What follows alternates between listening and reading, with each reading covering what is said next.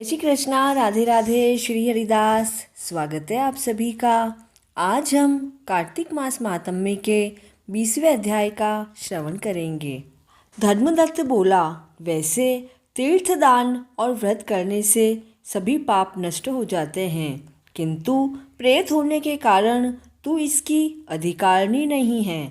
मेरा हृदय तेरी इस दशा को जानकर दुखी है, इसलिए मैं तुझे तेरी इस योनि से मुक्त करने के लिए अपने जीवन भर के सभी कार्तिक व्रतों के आधे पुण्य का भागी बनाता हूँ।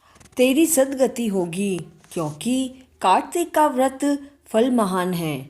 ऐसा कहकर उस ब्राह्मण ने द्वादशाक्षर मंत्र का जाप करके जल को उस कालिंदा के ऊपर छिड़क दिया। उन श्रेष्ठ कार्तिक व्रतों का पुण्य प्राप्त करते ही कालिंदा की प्रेत योनि छूट गई और वह एक सुंदर स्वरूप वाली स्त्री के रूप में खड़ी हो गई। उसे प्रेत योनि से छूटा देखकर विष्णु भगवान के पार्षद सुंदर विमान लेकर वैकुंठ ले जाने के लिए आए। उन पार्षदों का विष्णु स्वरूप देखकर धर्मदत्त ने उनको प्रणाम किया। तब वे पार्षद बोले, ब्राह्मण, तुम धर्मज्ञ हो, तुम परम विष्णु भक्त हो। तुम्हारे कार्तिक व्रतों के आधे पुण्यों से इस कालिंदा के सारे पाप नष्ट हो गए हैं और यह सद्गति को प्राप्त हुई है।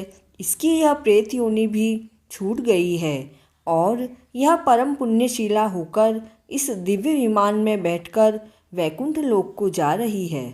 तुम भी शीघ्र ही अपने पुण्य प्रताप से अपने स्त्रियों के साथ वैकुंठ को लाभ पाओगे। हे ब्राह्मण, भगवान विष्णु की भक्ति को प्राप्त करना परम दुर्लभ है। जो भी इस भक्ति को प्राप्त कर लेते हैं वे परम पद को प्राप्त करते हैं। उत्तानपाद के पुत्र ध्रुव ने भक्ति के द्वारा ही निश्चल पद को प्राप्त किया था। जिस प्रकार गज ने ग्राही के चंगुल में पड़कर हरि स्मरण करके परम पद को प्राप्त किया, उसी प्रकार तुम भी शीघ्र उत्तम पद को प्राप्त करोगे। सहस्त्रों वर्ष वैकुंठ लोक के सुखों का सेवन करके जब पृथ्वी पर आओगे तो तुम सूर्यवंशी राजा दशरथ के नाम से प्रसिद्ध होगे। तुम्हारी दोनों स्त्रियां तुम्हारी रानी होगी और आज जो महिला तुम्हारे आधे पुण्यों के प्रताप से मुक्त हुई है वह उस जन्म में तुम्हारी तीसरी रानी होगी। भगवान स्वयं तुम्हारे पुत्र के रूप में अवतार लेकर धर्म की रक्षा करेंगे। हे ब्राह्मण, तुम धन्य हो जो तुमने जीवन पर्यंत कार्तिक के व्रत किए हैं। कार्तिक व्रत से अधिक पुण्यशील दूसरा व्रत इस संसार में नहीं है।